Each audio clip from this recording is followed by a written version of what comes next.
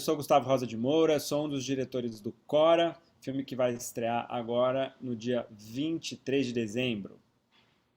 E eu sou Matias Mariani, também diretor do Cora. Bom, falando rapidamente, o Cora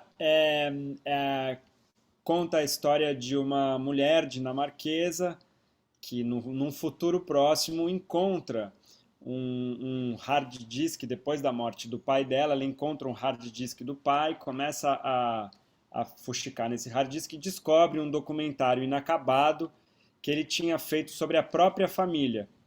E a partir disso ela começa a entender e a reorganizar esse material e, consequentemente, descobrir histórias muito, digamos, fortes e difíceis da família brasileira dela que ela nem chegou a conhecer. Optagelserne her er brudstykker, fragmenter af det materiale, han samlede. Hvorfor betyder det så meget for os? For mig? Mange af optagelserne er ødelagt, ligesom alt andet på den her harddisk.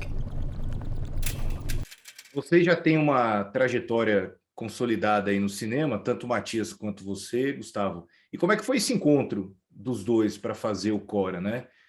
Nesse momento de desencontros, né? Posso dizer assim, né? Os últimos anos a gente vive no Brasil momentos de desencontros. E eu queria saber como é que foi o encontro de vocês para que o Cora nascesse como um projeto, como um filme e tudo mais. O Cora permeou a nossa relação quase desde o começo, assim, porque a gente estava começando uma amizade, nos conhecemos através de amigos em comum, e o Gustavo me chamou para almoçar, e daí ele contou essa ideia que ele tinha de adaptar o Cora, que é o Antônio, desculpa, que é um livro escrito pela minha mãe, Beatriz Bracher, e que eu, evidentemente, já tinha lido, mas eu sempre achei ele inadaptável, assim, né? Algo que não conseguisse assumir uma forma de filme sem ser um filme gigante, com viagens de época pelo Rio São Francisco, coisas assim meio monumentais para a escala que a gente trabalha aqui no Brasil. E daí o Gustavo trouxe essa chave, que era, bom, e se a gente adaptasse o livro como um documentário falso, um ficcionário? E isso deu um clique, assim, eu falei, porra, claro, faz todo sentido, o livro ele é todo estruturado em depoimentos, né? São 3 personagens falando o tempo inteiro, contando essa história dessa família, então foi daí que surgiu a nossa amizade e o trabalho no filme, as duas coisas. Esse filme teve um processo muito longo, é um filme, que a gente pode dizer sem muito medo de errar, que é um filme experimental. Quem assistiu o filme vai perceber. É um filme que tem bastante experimentação de linguagem e foi um filme que teve um processo longo, como a maioria dos filmes no Brasil tem, na verdade. Ainda mais um filme que tinha uma direção dividida, não só a direção, a gente escreveu junto, a gente dirigiu junto, e a gente, além de ter que achar momentos da vida em que nós dois poderíamos fazer isso juntos, porque a gente dirigiu junto de fato, não foi assim, a gente dividiu tarefas e cada um fez na sua casa e a gente assinou junto. A gente escreveu junto, depois a gente dirigiu junto, a gente editou junto, finalizou junto, sempre criando. Então, até calhar da gente ter uma agenda em comum, da gente ter o dinheiro para fazer as coisas, da gente encontrar o filme na montagem, que foi um processo também muito longo. E aí, quando a gente estava pronto para lançar o filme, veio uma pandemia, aí a gente segurou o filme, né? E então isso deu também uma, como o Matias falou, então é um filme que permeou um pouco a nossa relação de amizade. E nesse meio tempo também o Matias fez um longa-metragem super legal, Cidade Pássaro, que eu recomendo muito para quem quiser, no Netflix. Eu fiz um outro longa também, que vai ser lançado em breve, que passou agora no Festival do Rio e no Festival de Brasília. Então a nossa carreira foi andando em paralelo ao Cora, assim. E agora ver ele pronto nas telas é bem emocionante, assim, porque a gente lembra também de toda essa trajetória, né? E você falou da questão da montagem, né? E a estética do filme chama a atenção já logo de início, né? Essa questão do falso documentário. Então, propositadamente, a gente tem ali muito rabicho de imagem, né? Muito glitch, né? Muito ruído, muita questão aí proposital que vocês colocam, né? E claro que vendo o filme hoje, né, a gente também consegue fazer uma nova leitura dessas questões todas, né? Como que vocês enxergam, por exemplo, o fato de que muita gente vai ver o filme no cinema, mas muita gente também vai ver o filme em casa, porque vocês pensaram um filme para o cinema, né? Antes da pandemia ainda, porque esse é um debate importante, né? Como fazer um filme agora sabendo que as pessoas vão consumir em múltiplas telas, né? Em múltiplos locais. Como que é isso para vocês, realizadores? Olha, posso começar, Matias, que eu queria falar um negócio assim, que é o seguinte, quase sempre a gente, cineasta, gosta de falar que a gente fez esse filme pensando para o cinema e tal. No caso do Cora, a gente pensou não só no cinema, desde o começo. Claro que a gente adora que as pessoas vão ver no cinema, porque é a melhor situação para ver qualquer filme. Acho que, né, qualquer filme vai ser mais bem visto no cinema. Mas a gente falava muito, pela própria natureza do projeto, do Cora ser um projeto que vai ser visto depois, né, ao longo do tempo, nas telas que forem surgindo. E ele dialoga com isso. O filme mostra as películas de Super 8 antiga, o filme mostra o vídeo, né, as fita cassete, slide, o próprio personagem filma com uma câmera de vídeo, e a gente, essa coisa do glitch que você acabou de falar, remete muito à experiência de ver um filme no computador. Você não vai no cinema e o filme tá com, né, e começa a aparecer data mosh e glitch, mas quando a gente está em casa, vendo um filme digital, vira e mexe acontece isso. Então, a gente está curioso agora para ver como vai ser, né? A gente não sabe, mas a gente, acho que esse foi o filme que eu fiz que a gente mais conversou sobre as janelas, né, Matias? Assim, de seria interessante também para ser visto em outras janelas. No meu caso, eu dirigi um outro filme antes com a Maíra Biller, que chama Vida Privada dos Hipopótamos, que já tinha muito do ambiente virtual, assim, muitas horas cortava para cenas que eram telas de computador, mensagens sendo trocadas e tudo isso. E eu já fiquei, apesar de não ter sido pensado para as plataformas, eu já fiquei muito impressionado quando eu via o filme no meu próprio computador, como que dava uma sensação estranha, de às vezes você achar que é o seu computador que está sendo aberto, dá uma sensação quase de invasão de privacidade, assim.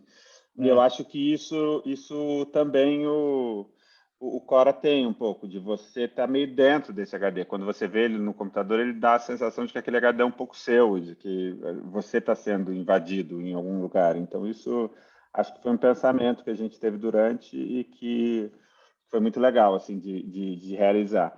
E quanto ao Datamosh, ao Glitch, a gente foi muito, principalmente através do Leco, que é o Alexandre Bartfig, que é um dos editores, o cara que fez a versão final do filme, ele pesquisou isso muito e teve de tudo, assim, desde abrir o arquivo de vídeo como se fosse texto e sair cortando pedaços e dando play e vendo o que saía, até softwares corrompendo o código, até softwares específicos.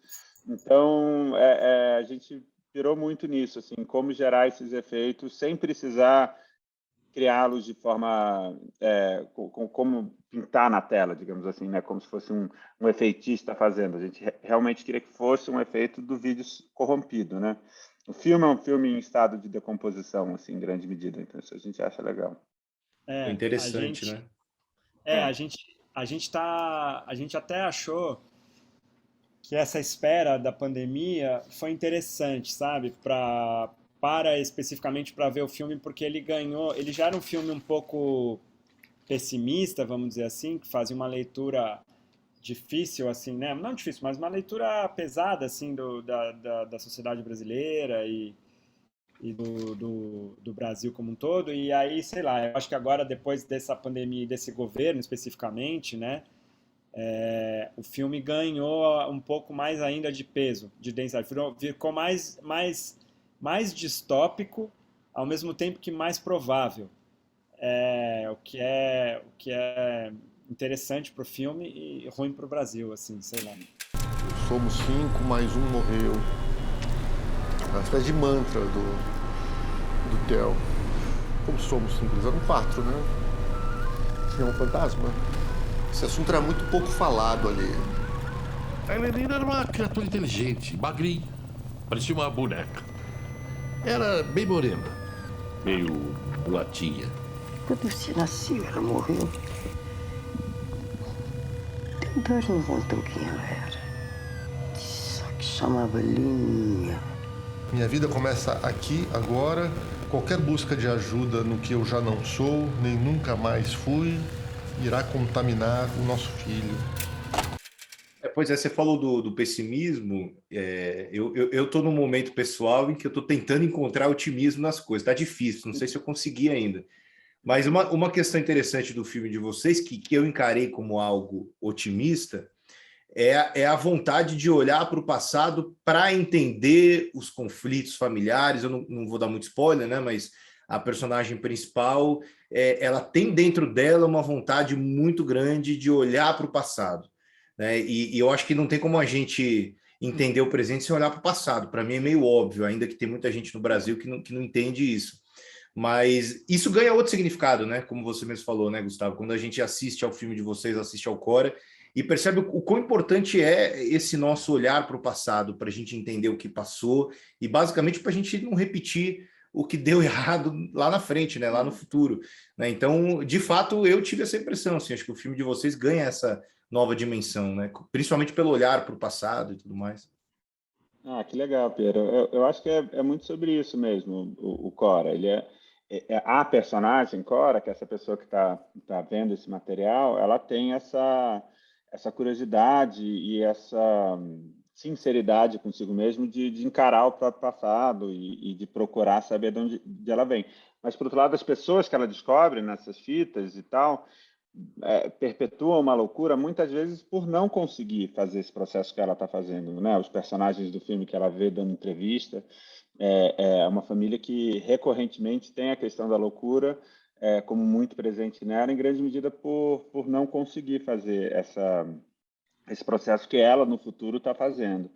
E eu acho que isso tem um paralelo com nossa realidade agora, né? Porque eu acho que é muito confortável a gente imaginar que o bolsonarismo surgiu do nada, de que um belo dia o Bolsonaro virou político e o Brasil mudou. E não foi isso, né? Assim, tudo que ele traz está profundamente ancorado nas nossas raízes escravocratas, no nosso passado de extrativismo, tanto de matéria-prima quanto de cultura e de tudo isso que a gente viveu no país ao longo dos séculos. Então, pensar sobre isso agora é muito importante, eu acho, e acho que o Cora tem essa preocupação.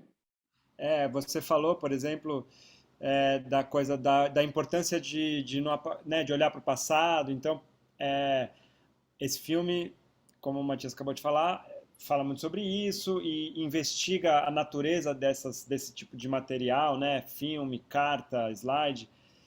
E a gente temos vivido recentemente episódios muito tristes de apagamento de acervo, né? A gente fala da Cinemateca Brasileira. A Cinemateca Brasileira está ameaçada e, né, muitas vezes, né, continua ameaçada por falta de dinheiro para conservação básica, assim, do material, né? Ainda fora a questão de acesso, de digitalização.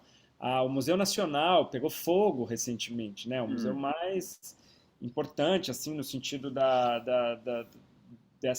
desse passado histórico do Brasil, pegou fogo.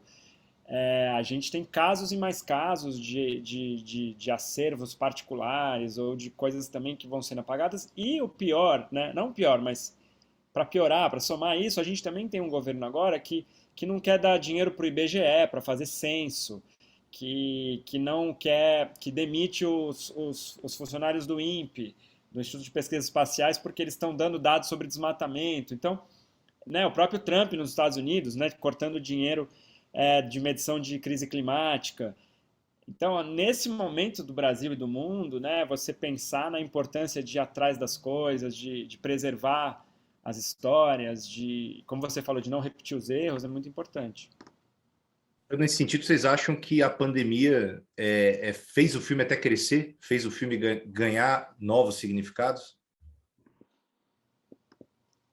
Como eu falei, eu não sei se só a pandemia, talvez a pandemia, o Bolsonaro e tudo, eles fizeram as pessoas. A gente está sentindo isso. As pessoas estão vendo o filme e não estão imediatamente relacionando com o que a gente está vivendo. Isso é uma coisa muito legal do cinema, né? Em geral, o cinema, os filmes ficam lá iguaizinhos, mas cada vez que eles são vistos, eles mudam, porque a pessoa, né, a pessoa vai relacionar com o que ela está ali naquele momento.